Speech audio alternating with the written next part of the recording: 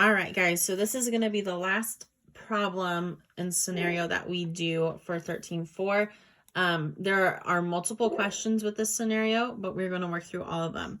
So I went ahead and made this little graph that was given because that will help us here with some of our answers. All right, so our scenario. Miss Kim is ordering sets of place value blocks for the 3rd, 4th, and 5th graders. She wants one set for each student, and there are 6 sets of blocks in a carton. How many cartons should Miss Kim order? Okay, so the first thing that we are going to answer is, so what information in this problem do we need? Okay, well, she needs place value blocks for 3rd, 4th, and 5th graders. So I'm going to say that she needs to know the total amount of students. So 3rd grade, 48 students, 4th grade, 43 students, 5th grade, 46 students. I don't need to know anything about 6th grade, so I can just mark them out. Okay, so I need to know the amount of students per grade. I also need to know that each student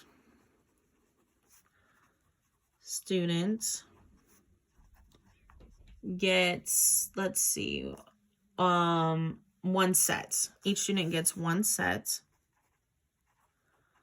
And then there are 6 sets per carton. Okay. So that's the information that I need to know. So let's move on to our next question. Okay, it says, does this problem require more than one operation? Does the order of operation matter?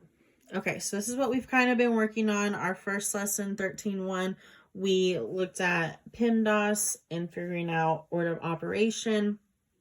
So for me to solve this problem, I'm going to have to add up the total amount of students.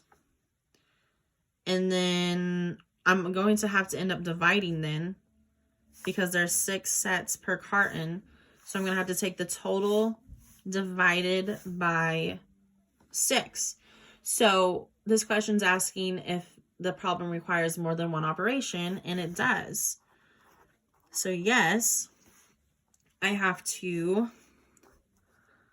use addition and division. Okay, but then it wants to know, does order of operation matter? So ultimately, yes, because if I took 48 divided by 6, 43 divided by 6, 46 divided by 6, I'm going to be getting different answers because I need to take the total amount of students divided by 6. So, yes, order of operation matters. I need to add and get my total before I can divide by 6. Okay. So our next problem asks us to actually write an expression to represent the number of cartons that Miss Kim needs to order. Okay, so we've already talked through this. I know that I need to figure out my total, and then I'm going to divide by 6. So I'm going to write this over here. So I have 48 3rd graders.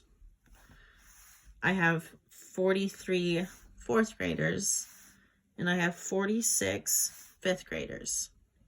Okay, so we already said that order of operation does matter, and that the first thing we need to do is add and find our total. So with that being said, that means I'm going to put parentheses around my addition. Okay, then we know we have to divide by 6. So I'm going to divide by 6. Now, if we didn't put parentheses, I would be doing 46 divided by 6 first, finding out that answer, and then adding the 48 and 43, and that's not going to give us our answer. So make sure you have those parentheses. All right, my next problem says, did you use grouping symbols in your expression?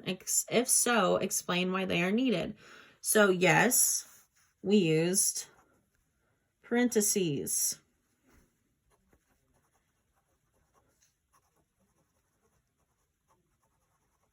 Okay, I used parentheses. And so why were they needed? So just like we've already discussed, I need them because I need to find the total amount of students before I can divide. Okay.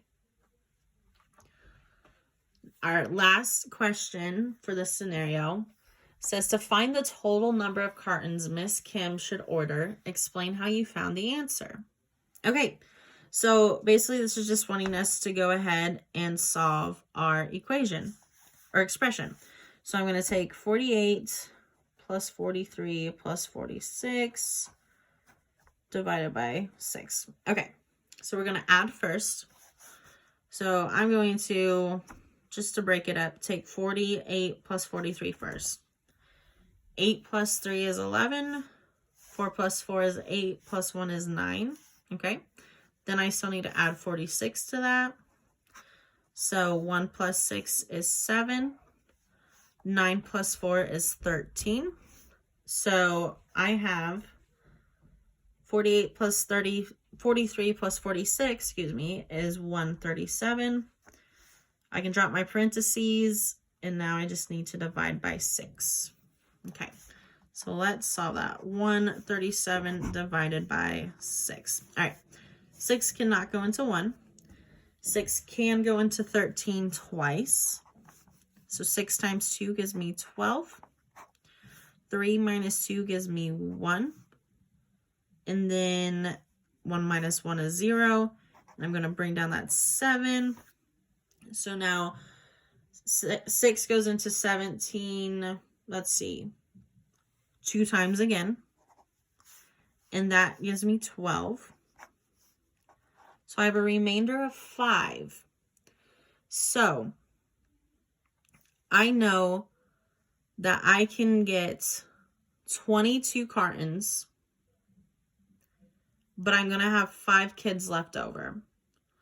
So in this problem, since I have a remainder, I need to bump this number up by 1 to make sure that I have enough for each student. So I'm really going to have to get, or Miss Kim's going to have to get 23 cartons to ensure that each student has one set. All right? Let me know if you have any questions.